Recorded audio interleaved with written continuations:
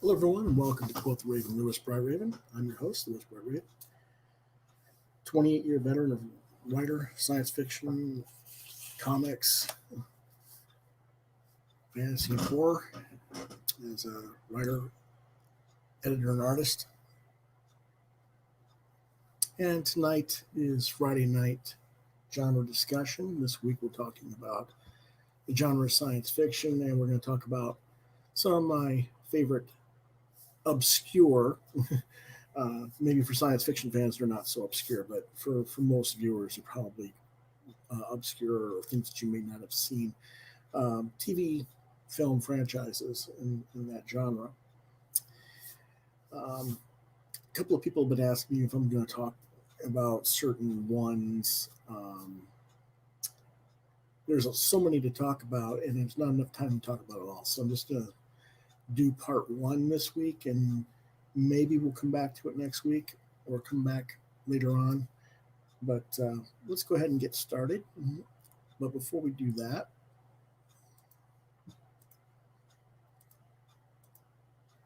in accordance with the new COPPA regulations, this episode of Quoth the Raven is intended for ages 16 and up. While some of the content we will feature is kid friendly, the context of the episodes to address adults, inform them of said content for them to research as consumers in service of their youth. In other words, parents, grandparents, aunts and uncles, teachers, librarians, etc. There is always the possibility of adult language present on the episode as well, rated TV 16 and up.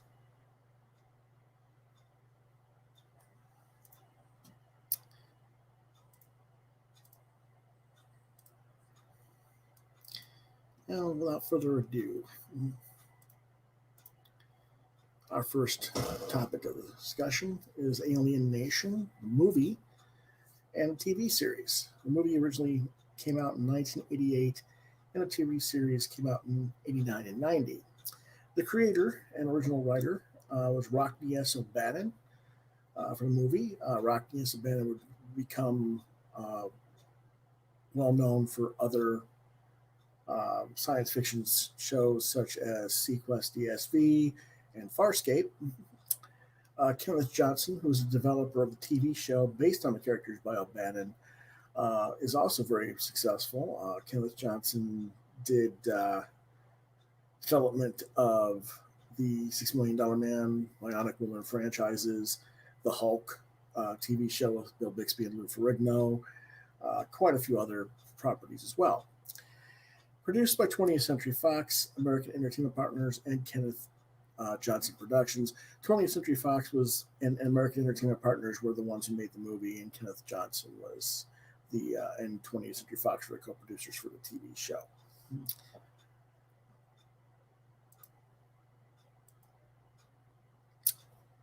Now, the movie was basically an American buddy cop noir, neo-noir science fiction action film directed by Graham Baker.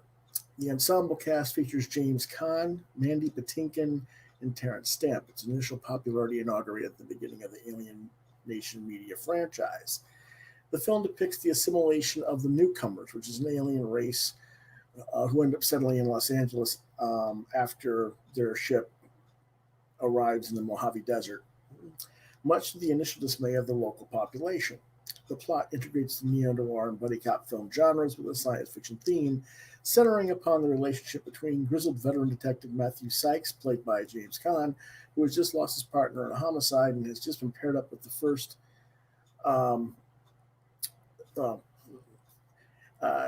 Sam, also known as George Francisco, the first newcomer detective on the force. Can they get past Sykes' prejudices and solve the murders of both newcomers and Sykes' late partner?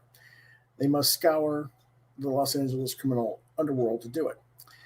It was moderately successful when it was originally released in theaters. It gained about $32 million box office. I think it had something like a $19 million budget. So it made some money. But it really the height of it, the hype was the TV series the following year. It was rated R, and if you watch it, it's a little bit darker and more straightforward than the TV series, but it's good. It's rating 4 out of 5 stars. The series, which was in '89 and '90, starred Gary Graham and Eric Pierpoint in the same characters that Khan and Pentinkin uh, played in the film. Michelle Scarabelli, Lauren Woodland, Sean Six, and Terry Treese also starred in the TV series.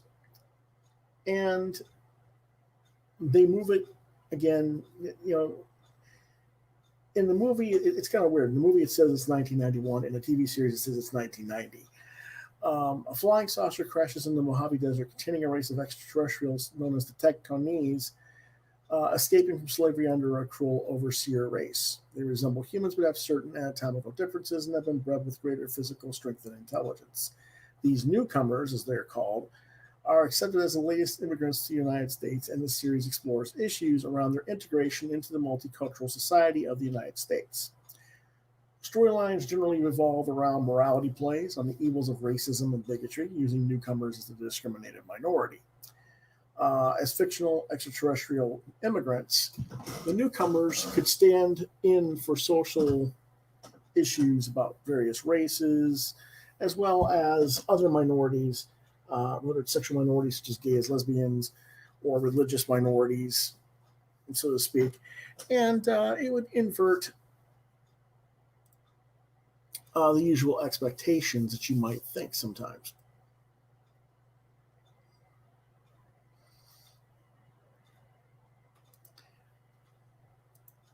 Now, I don't know exactly why um, James Caan and Mandy Patinkin did not reprise their roles in the TV series. Perhaps it was just uh, filmmaking versus um, television. You know, it's kind of an odd thing, you know. Or it could be that because they wanted to lighten up the TV series, because the movie was quite dark, um, and the TV show was a little more family friendly, I guess you could say. Maybe they didn't want to have the same actors in the role because it would be too dark. I'm not sure. Maybe they just wanted too much money. But getting back to the themes of the show. For instance, during the run of the series, George becomes pregnant. The male of the Tentonese, uh, his species, they carry the fetus for part of its gestation. And during much of the episode, dialogue would be included lines like, if you females had to feel the pain we males feel during pregnancy, there wouldn't be any babies.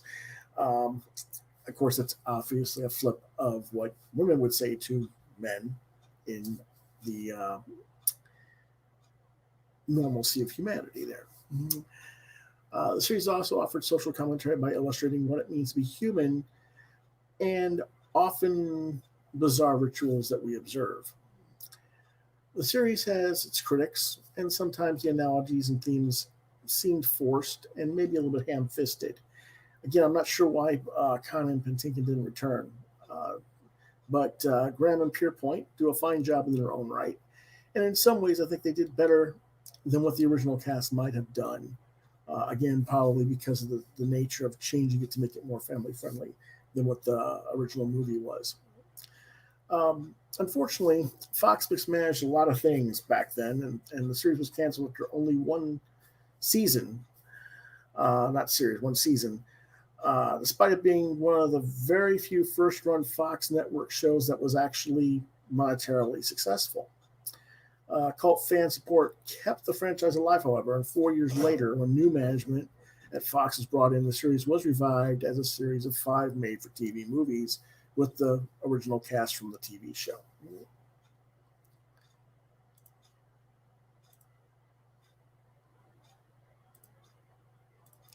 And that it's kind of interesting that that was a situation. Um, Again, Fox was very, shall we say,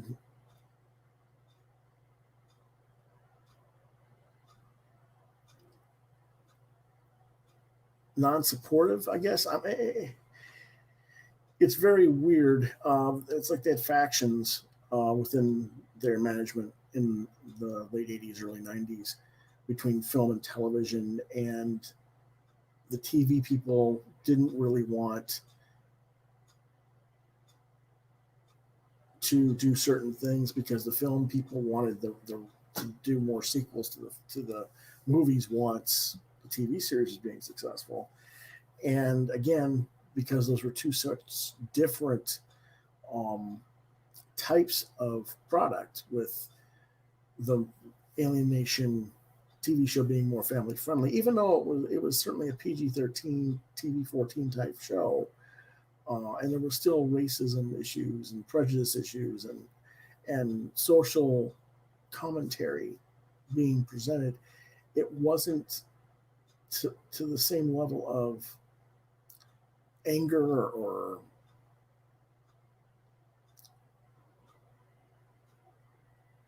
I guess you could say James Caan's version um, of the lead there, the detective Matthew Sykes. Caan's kind of a dick.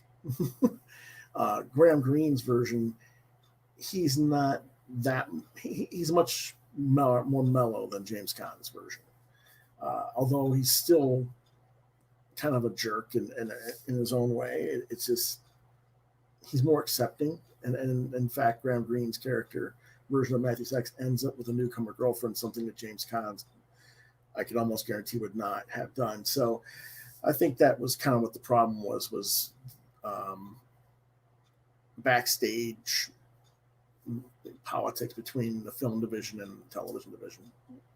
And then once the new management came out and said, okay, we're just going to bring it back and we're doing this. And because, now it's been so long, 4 years later, the movie division doesn't really care anymore because they're not getting the rights back. And we're just going to do it in television. I think that's what happened. But it's, you hear different stories. Anyway, um, I gave the movie 4 stars, I believe, out of 5. The TV series I gave about the the actual ongoing season. I gave 4 out of 5. The TV movies I gave more of a 3.5 average on the made for TV films after 4 years later, because they kind of disrupted the pacing of the storyline and they did different things kind of odd. So overall, I'd say about a 4 out of 5 for the franchise. Our next franchise is Amazing Stories, which was originally run from 1985 to 1987, is now currently running a new season or a new version of Amazing Stories on Apple TV as of 2020 to the present. Created by Steven Spielberg and produced by Amblin Television and Universal Television in the 1980s, and the current version via Amblin Television and Universal Television, Kitsis, Horowitz, and ABC Studios. It's a science fiction anthology series, and what it's about is it's an American anthology television series created by Spielberg that originally ran on NBC in the United States from September 29th, 85 to April 10th, 87. The series was nominated for 12 Emmy Awards and won 5. The series title licensed the name of Amazing Stories, which is the first dedicated science fiction magazine in America, created by Hugo Gernsback in April 1926. And the franchise would expand into spin-off properties as well. Most notably, there was one episode of the show called The Family Dog, which was spun off into its own series. And it's a very unique episode because that episode was animated. It was the only animated episode. Everything else was live action. But it got spun off into its own series. And then 6 years after, this is 6 years after Amazing finished its run in the 80s, The Family Dog ran on CBS for 10 episodes for being pulled off the schedule. The video game that you may have heard of called The Dig, that was produced by Spielberg and, oh geez, just give me a second. Um,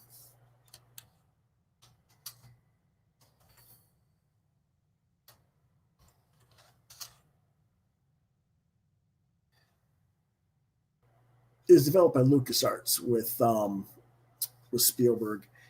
Um, it was released in '95. Um, so there was that as well. So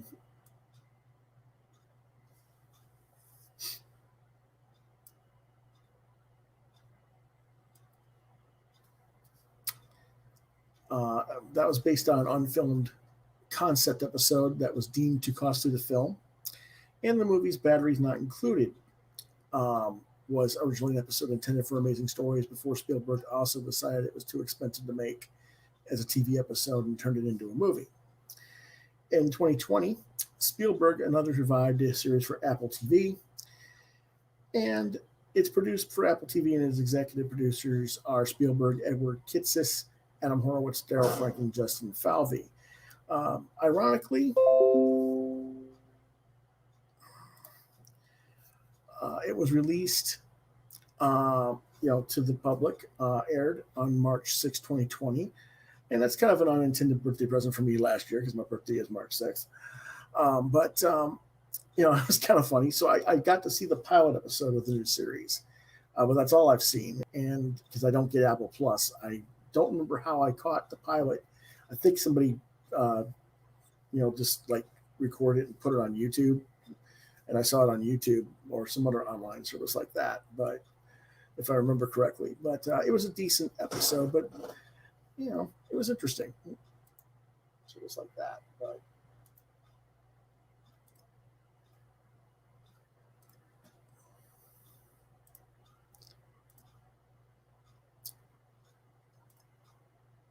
now, my favorite episodes were probably season 1, episode 5, which is called The Mission. The story was by Steven Spielberg, and teleplay was written by Menno Mejez, and it aired on November 3rd of '85.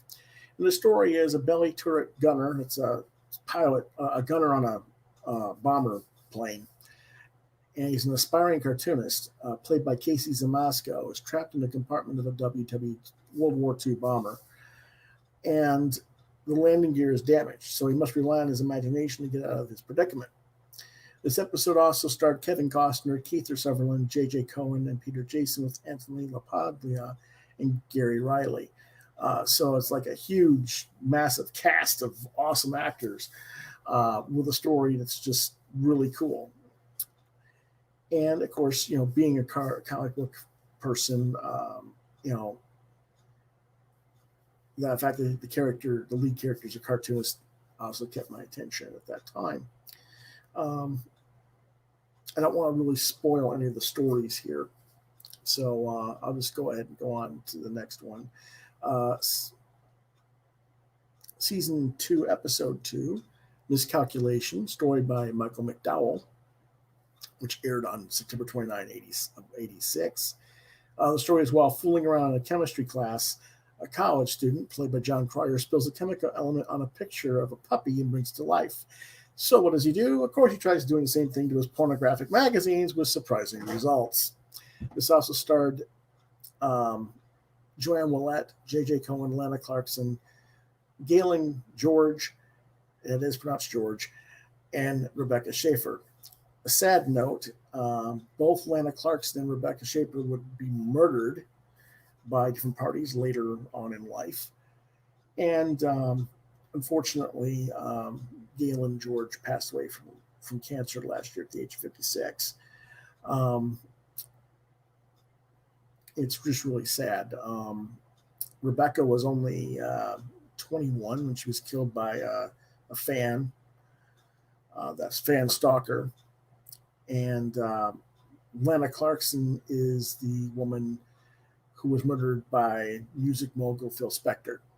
So it's just really crazy that those things happened, and they all happen to be on the same episode there. It's just an odd bit of trivia, I guess you could say. Mm-hmm.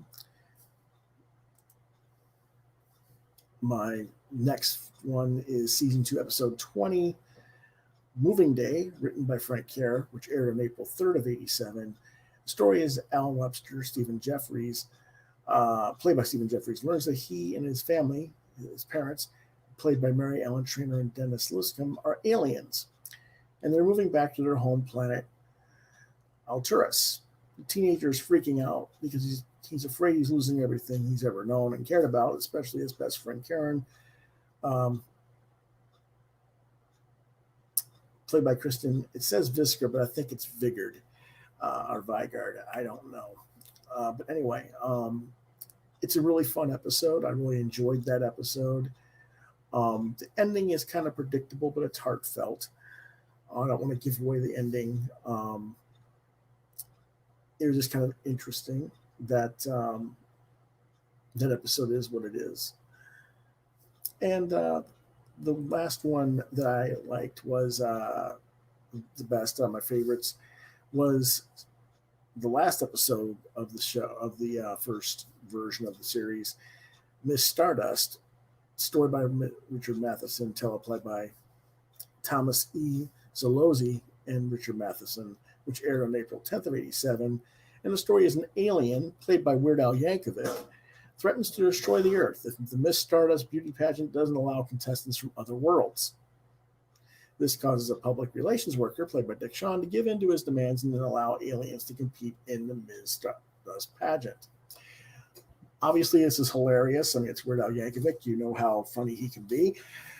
It's just, really cool. And it also had I guess you could say it's poignant in its message as well. So it's an interesting, fun stuff. Amazing Stories for the 80s version gets 5 stars. I've only seen the one episode on Apple TV. It was good. I would give that one a 4. But a lot of people, I've read reviews of other people, they say it's not quite as good as the original. I don't know. I'd like to see more of the new version before I make a decision on that. But so we'll just stick with 5 stars for Amazing Stories in general for now. Our next series is Babylon 5. If you noticed, I was wearing a Babylon 5 shirt. Big fan of that series. It aired originally from 1993 to 1998. It's created by J. Michael Straczynski, produced by Babylonian Productions and Warner Brothers. Domestic television program. Stars Bruce Boxleitner, Michael O'Hara, Claudia Christian, Jerry Doyle, Mira Furlan, Richard Biggs, Andrea Thompson, Bill Mooney, Jason Carter, Tracy Scoggins, Stephen Furst, Patricia Tallman, Peter Jurassic, Andreas Katsulas, and Jeff Conaway. Concept is the series follows the human military staff and alien diplomats stationed aboard a space station known as Babylon 5. This is the 5th version of the Babylon stations and the last one, built in the aftermath of several major interspecies wars as a neutral ground for galactic diplomacy and trade. Major plot lines include Babylon 5's embroilment in a millennial cyclic conflict between ancient alien races, interrace wars, and their aftermaths, and interrace intrigue and upheaval, especially within Earth's own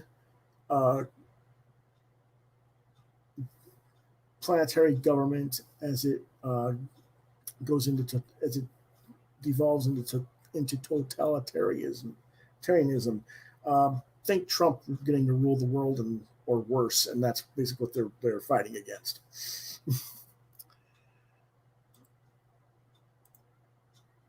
Originally, this series was pitched to Paramount Studios, and it was turned down. And the long-standing rumor is that they cobbled many of the elements of Babylon 5 and applied it to the Star Trek universe for Deep Space Nine. However, Patricia Tallman, who worked as a performer on both shows, she played Lita Alexander on Babylon 5, and she was a stunt performer on DS9 and for Nana Visitor, who played, why can't I think of her name? Just give me a second.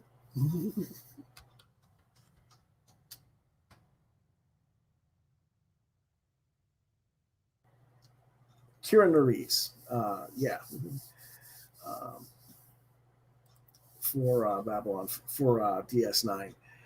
And anyway, I recently saw an interview with her on YouTube. She also runs kind of like a Babylon 5 experience program for meet and greets for the creators and stuff like that. And she used to be involved with Straczynski very closely. She just says it's an overblown fan theory due to the generalized similarities in the time frame. Um, Now, of course, Straczynski has gone on record being a little more aggressive about it, but I think that could have just been, you know, him being outspoken and angry at the time too. Anyway, the series ended after 5 seasons, as Straczynski always intended, but there were several TV movies after the series concluded and spin-off series as well, most notably Babylon 5, The Lost Tales, Legends of the Rangers, and perhaps most successfully, Crusade. This is by far the most successful original, meaning, it's not that Star Trek DS9 or Next Gen or those other, the Star Trek franchise wasn't as or more successful. It was based on Star Trek from the 60s. So it's not an original, if you take my meaning there. So that's what I'm saying by this is probably the most successful original SF series in the 90s. And it still holds up story-wise 25 to 30 years later upon rewatching, and was most recently regularly airing on Comet TV and syndication.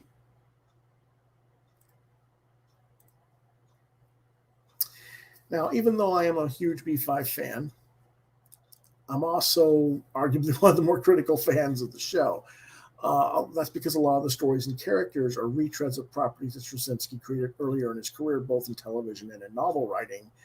And about midway through season 3, I figured this out, and having read some of the original book materials that he wrote some of these characters for, going back and looking at the similarities between what was going on with the lead character, John Sheridan's story arc, with some of what was going on in another series created called Captain Power and the Soldiers of the Future. His novels, Other Side and Demon Knight, have certain characters and elements that portray scenes like there's a priest who loses his eye that plays into the alien ambassador Jakar of the Narn race. There's a mayor who gets his comeuppance from dark evil spirits called the Shadows, and that kind of portrays into what happens to Londo Mollari, another ambassador of the Centauri Republic. And there's a female cop that gets really badly injured, very much like Claudia Christian's character, Susan Ivanova. So, you kind of like, I kind of got a little bit annoyed with him at that point, because it was just like you're retreading and retelling what you've already done. So it kind of lessened my enjoyment I had for the show in the later seasons as a result. And it took me quite a while to get over that disappointment and appreciate the performances of the superb cast that really kept the show at its best. Unfortunately, Legends of the Rangers never really made it past the pilot movie.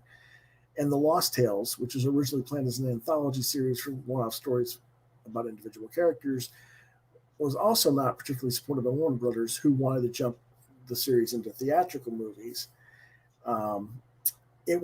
The Lost Tales went to direct to DVD as a result, and they only did one DVD instead of the anthology series that was supposed to be what he was going to do.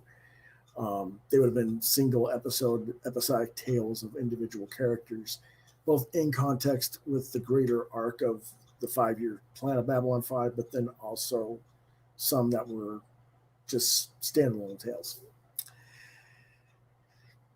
But again, Straczynski didn't want to go to theatrical movies, and I can't blame him for that, because a lot of the graphics, computer graphics, and the scale for it was suitable for television, but not necessarily for theatrical movies.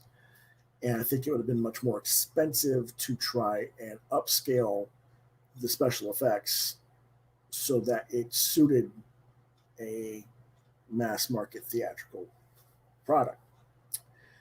So I understand why he did that. That was part of his reason. Another reason was some of the key cast members had unfortunately passed away unexpectedly at a much younger age, including Andreas Katsulas as Jakar and Richard Biggs, who played the station's medical doctor, Franklin.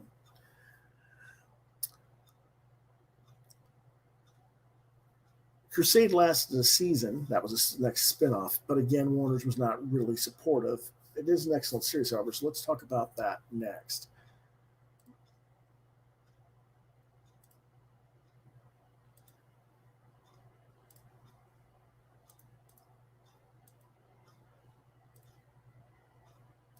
Okay, I want to make sure I had something set up right.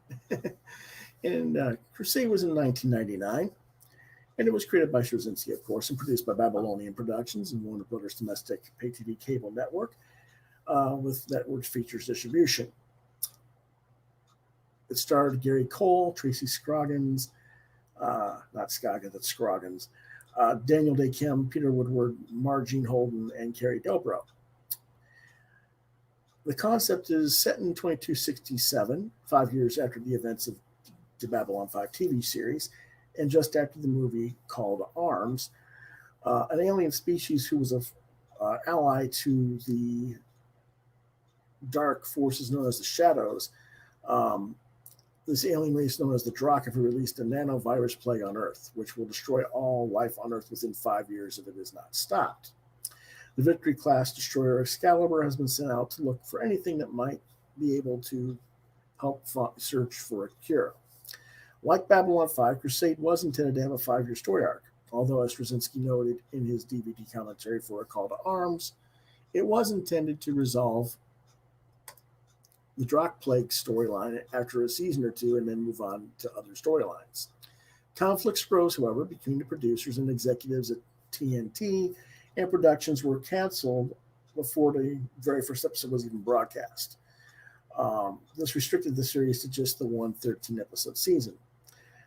Allegedly, TNT's research had indicated that the audience for Babylon 5 didn't watch other TNT programming, and vice versa, that TNT's media audience wasn't watching the show, making another related program unattractive to the network's management. I'd call bullshit on that because I watched a lot of TNT programming when that was on. I watched Babylon 5 when it was on TNT. I don't know what crap they're, I mean, if people weren't watching Babylon 5 or watching Crusaders, probably because it was being interrupted by their basketball and baseball coverage, to be honest.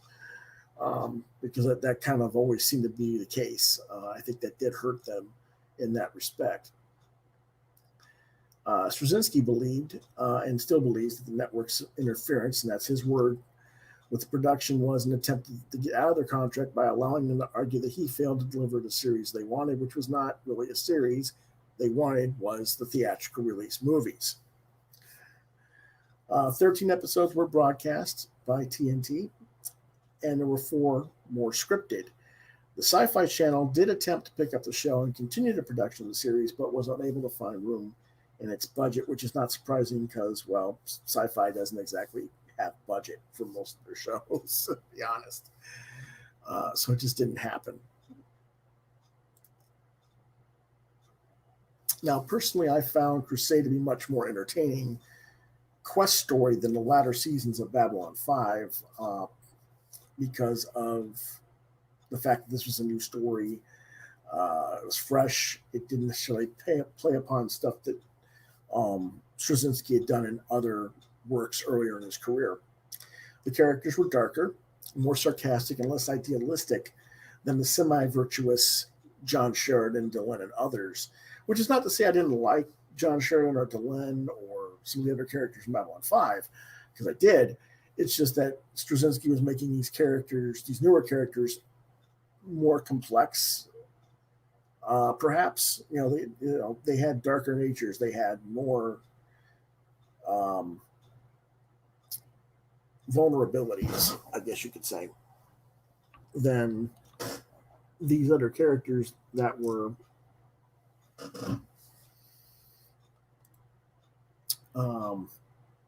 more symbols almost. I mean, it's like John Sheridan and Delenn were like symbolic characters on a certain level. Kosh of the Vorlons was symbolic. Um,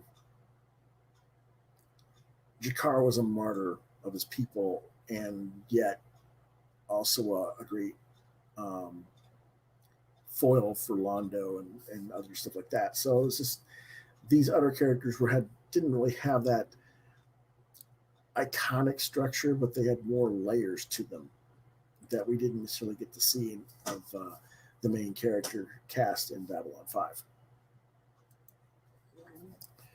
Characters like Max Eilerson, Galen, and Dorina Nafil were much more proactive and engaging in the plots. Um, I think the plots are a lot looser, though. I think the the more tightly plotted events and reactionary stylings of the characters from Babylon 5. A lot of times they were not being proactive in B5, they were reacting to events around them. Whereas with Crusade, they weren't reacting, they were trying to be proactive while they were still seeking out means to a cure for the Drakh Plague. Their characters were, I guess you could say, seeking other things as well. Galen was seeking to finish off his debts so he could go join the rest of the Techno Mages. Jarena Nafil was looking basically for her own origins as a race, as well as being a thief. So there was these characters were just more dynamic and more unique, I would say. TNT Warner Bros. Were quite foolish to stop producing the series, in my humble opinion. I do rate it TV 14, and I give it 4 out of 5. And the only reason I give it 4 out of 5 and not 5 is because it never really got to finish, even with the 13 episodes, to finish the arc and really get into the meat of what they were going to do. And that's unfortunate. But that's more on TNT and Warner Brothers' part, not Straczynski's. Straczynski would later go on throughout the years since that stuff has come out and put out the stories of what happened to these characters online and what his plans were for the shows and stuff once they were pretty much guaranteed that they weren't going to get made, just to let the audiences know. And what he's released is pretty interesting. So I wish there was more of it on television, of course, but it is what it is.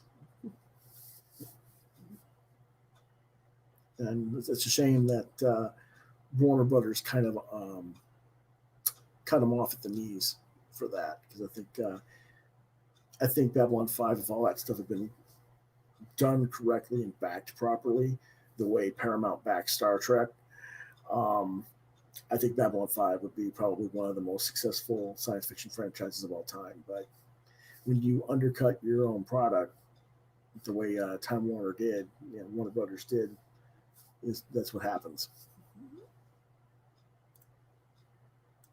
Our next product is Blake 7.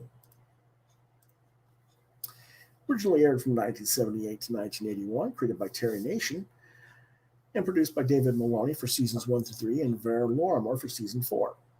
It starred Gareth Thomas, Michael Keating, Sally Knivet, Paul Darrow, David Jackson, Peter Tuddenham, Jan Chappell, Jacqueline Pierce, Stephen Grief, Brian Croucher, Josette, Simon, Stephen Pacey, and Glennis Barber.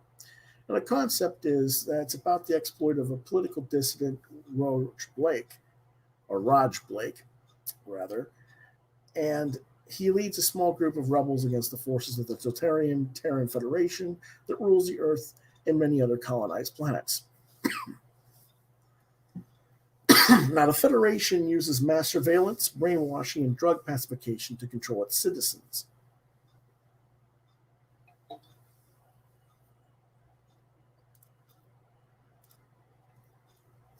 And Blake was arrested and tried on false charges and deported to a remote penal colony. En route, he and fellow prisoners Jenna Stannis and Kira Vana gain control of a technologically advanced alien spacecraft, which its central computer Zen informs is now, they call itself the Liberator. The Liberator's speed and weaponry are superior to any Federation craft, and it also has a teleportation system aboard that allows transport to the surface of planets, kind of like a transporter for Star Trek. Blake and his crew began to campaign to cause damage to the Federation, and they're pursued by Space Commander Travis, a Federation soldier, and Servalan, the Supreme Commander and later Federation President. This is a dark science fiction action comedy. It has a lot of socio-political commentary in the context of the show, commenting about much of the going-ons of the day, much how Star Trek did, the original Star Trek did in its time, but it's done with a much more biting and sarcastic narrative. Very popular when it aired on the BBC. It I don't it didn't get seem to get noticed in the United States until about 5 or 7 years after the series had concluded in in the UK. My first exposure to Blake Seven was in 1992, um, when I was asked if I'd be interested in working towards getting a comic series license for the property for Caliber Press. Unfortunately, that effort didn't pan out and the book was never made. But it was a very interesting experience to have to watch the TV show for the express purposes of familiarizing myself to go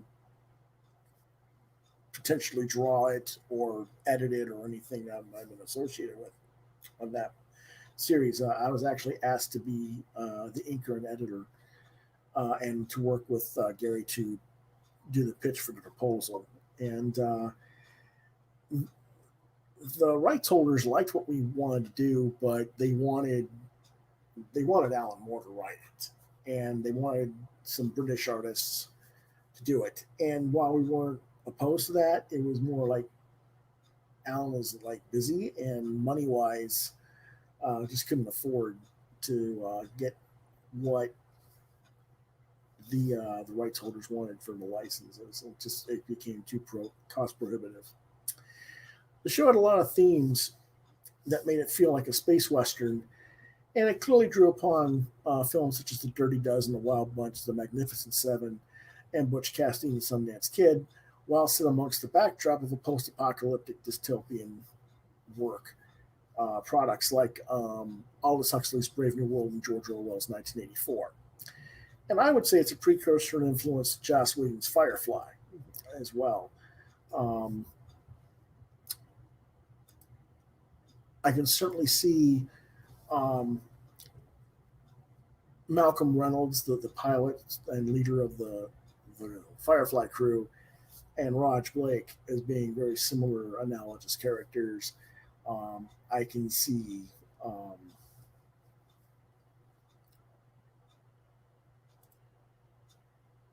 like I'm trying to think here. Um,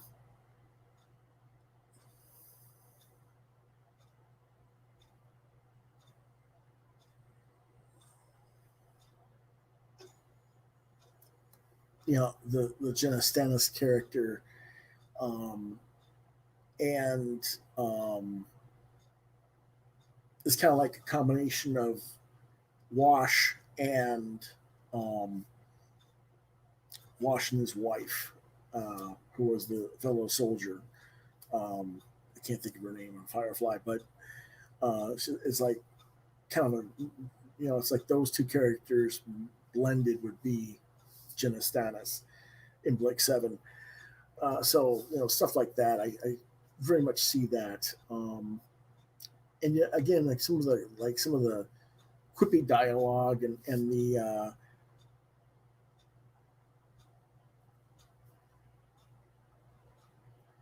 I don't want to call it snark, but the sarcasm and the smart aleck content and the way the interaction was with the characters on the Firefly crew is very much influenced by what was done on Blake Seven, in my opinion.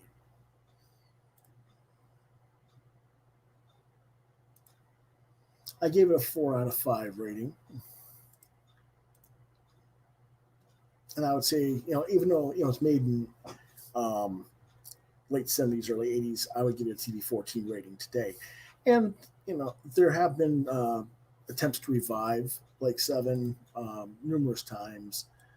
Um,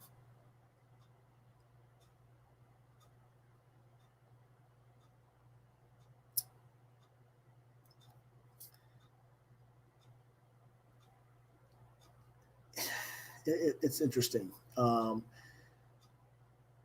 I seem to remember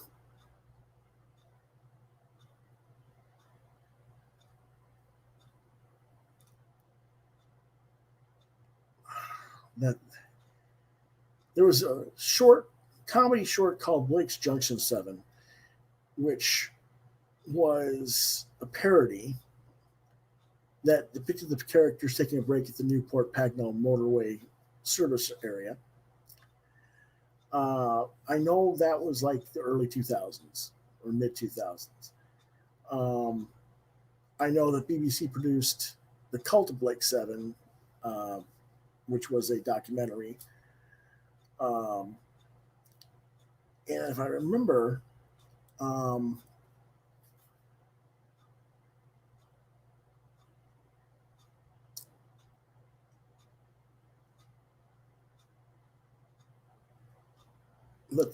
that Terry Nation wanted to do. He's proposed a new series that would set more, like a bunch of years after the existing, with different characters necessarily, and with a new group of rebels to fight against the Federation. And for whatever reason, that has not happened. I know that they've also done um, like a radio drama version of Blake Seven, which is what they did was they took the original screenplays and then did them as radio dramas. So there have been revivals, but it's very interesting that they haven't been able to bring it back to television.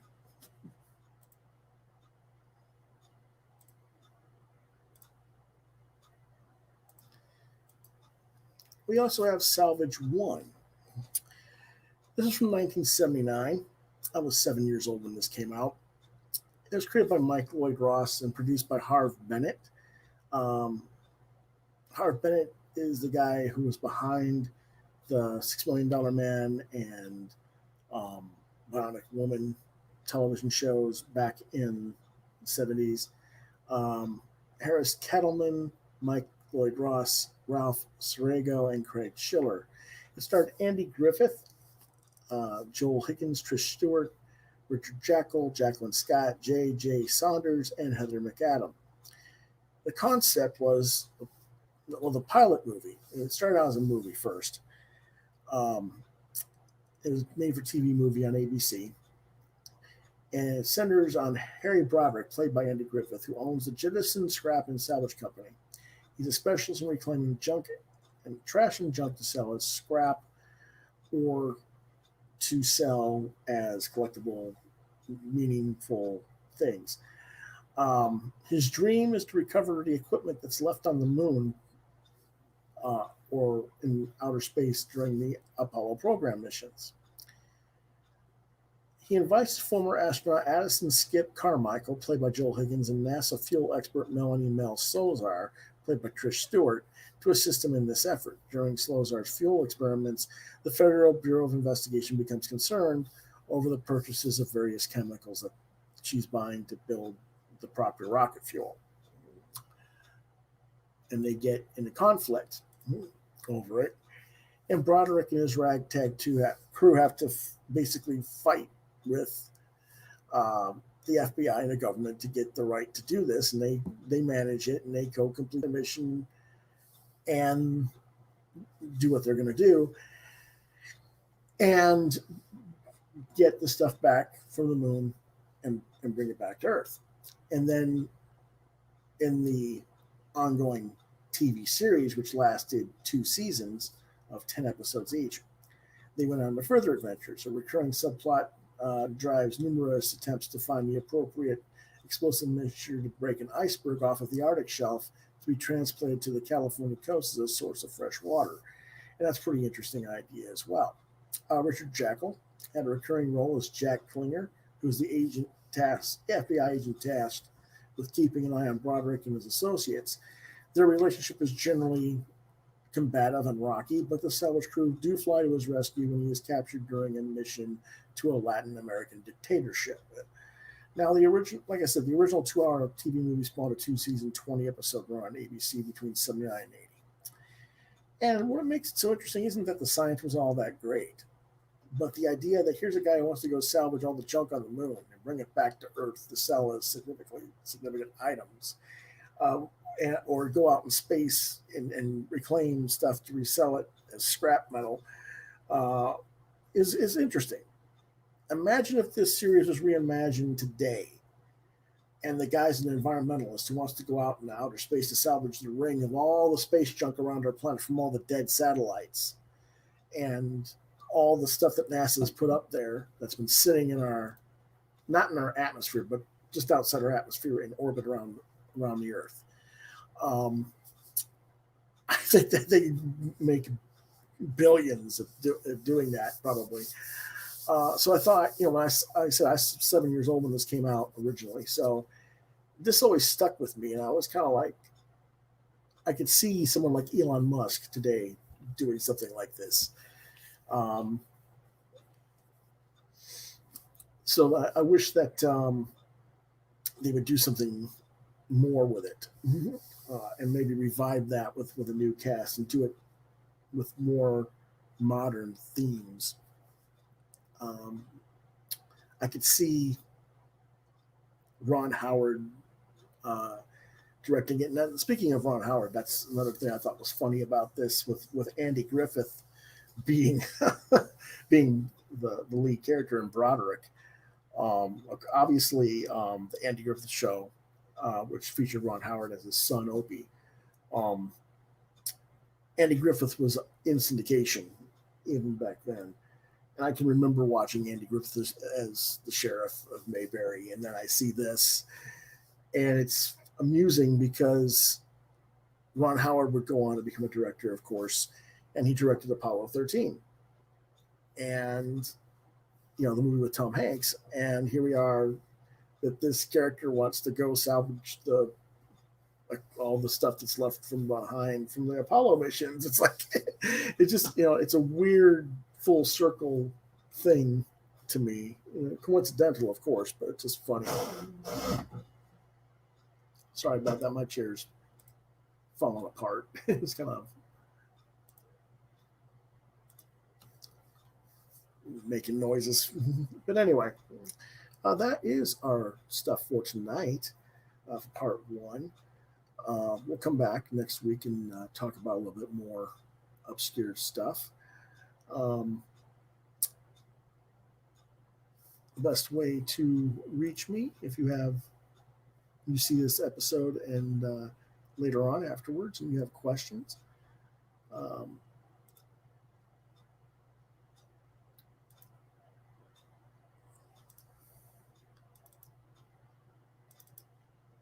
you can contact me on Facebook at Lewis.BrightRaven, at Twitter at LewisBrightRaven.2, DeviantArt.com/BrightRaven, on YouTube at Quoth the Raven, Lewis Brightraven, Quoth the Raven LBR72 at gmail.com, and it's supposed to be Lewis Brightraven at yahoo.com. I never realized that the R was there until yesterday, and I forgot to correct it. I'll correct that after the show. But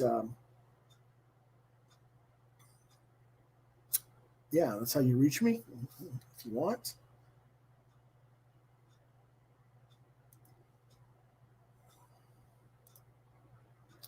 On Mondays, I usually do my comics news and reviews.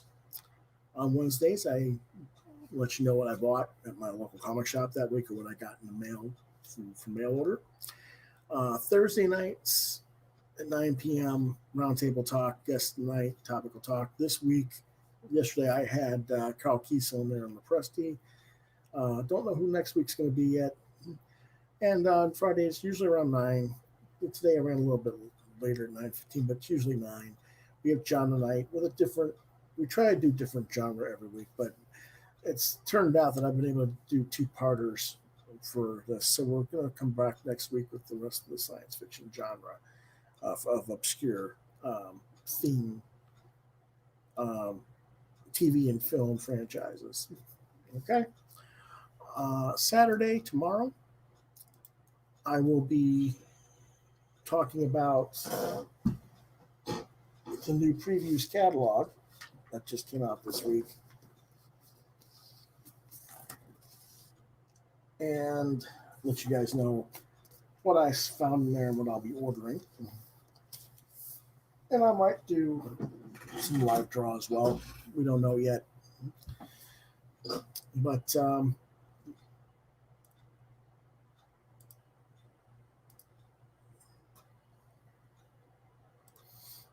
that's what I'm going to probably look at doing for tomorrow. So I'll see you guys tomorrow evening. Thanks for watching. And we'll see you sometime on Saturday to talk about the previews catalog. Have a good night.